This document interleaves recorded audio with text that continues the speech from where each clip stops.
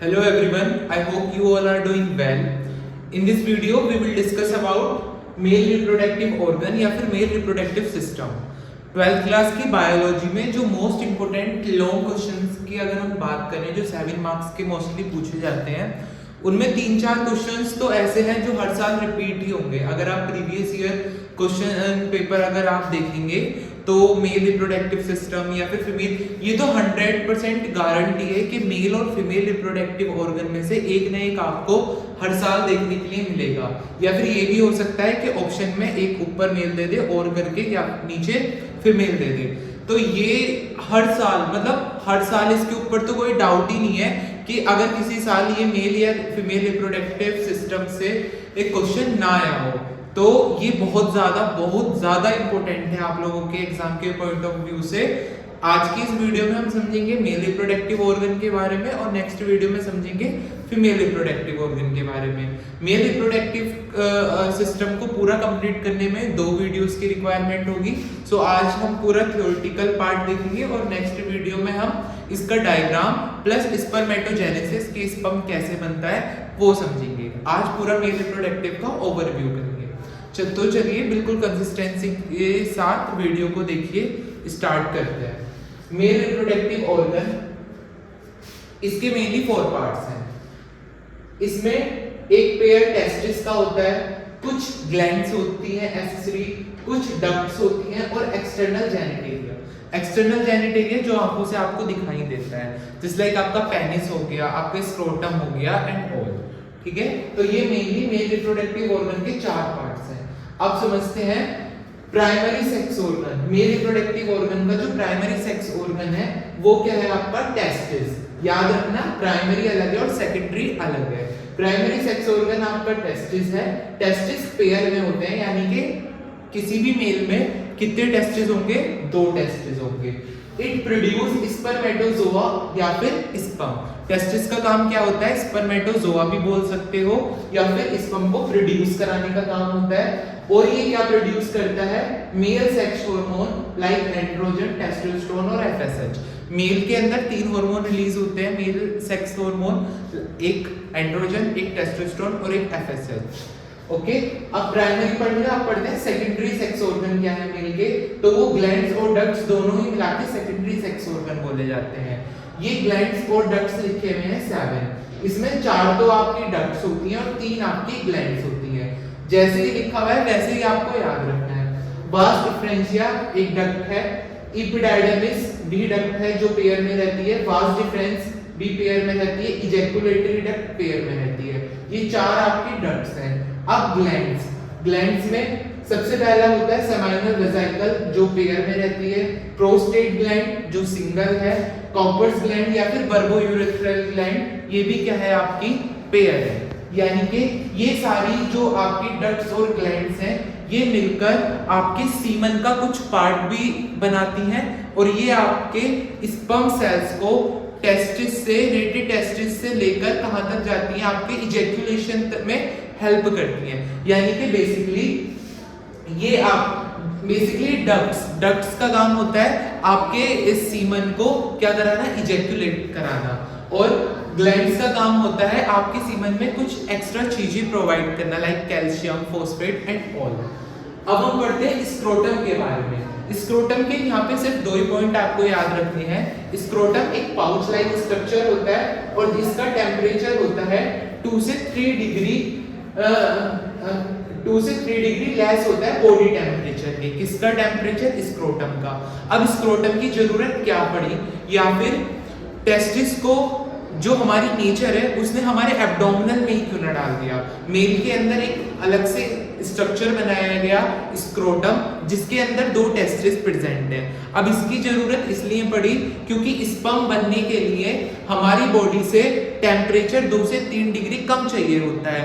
तो अगर हमारे टेस्टिस एब्डोमिनल में ही रहते तो जो हमारी बॉडी का टेम्परेचर है वही टेम्परेचर हमारी टेस्टिस को मिलता तो स्पर्म बनने में प्रॉब्लम्स होती है या फिर स्पर्म ही नहीं बनता।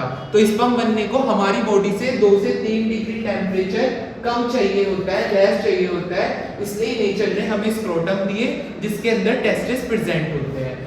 इस स्क्रोटम के बस ये 2 ही पॉइंट आपके एग्जाम के पॉइंट ऑफ व्यू से सफिशिएंट है।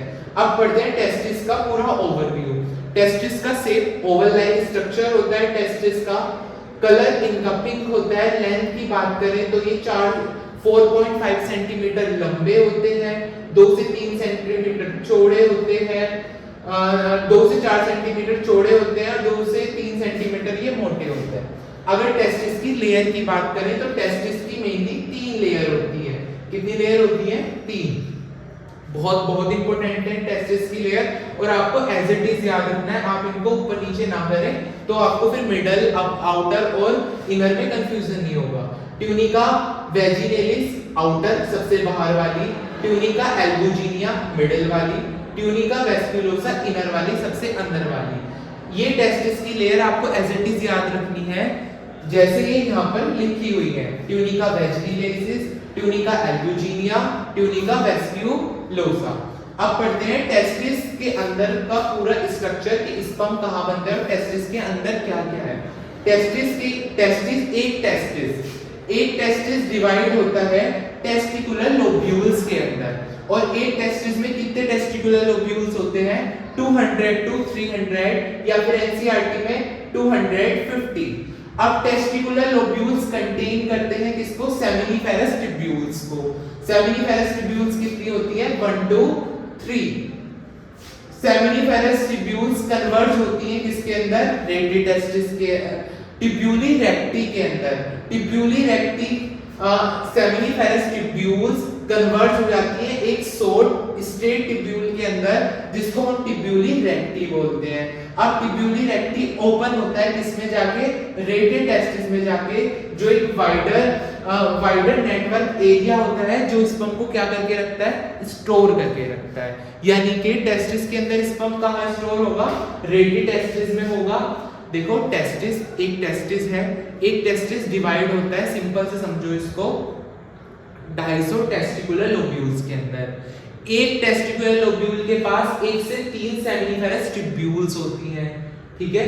ये सेमिनिफेरस ट्यूब्यूल्स कन्वर्ज हो जाती हैं, यानी कि सेमिनिफेरस ट्यूब्यूल्स एक छोटी और स्ट्रेट ट्यूब्यूल में कन्वर्ट हो जाती हैं, जिसको बोला जाता है ट्यूब्यूली रेक्टी।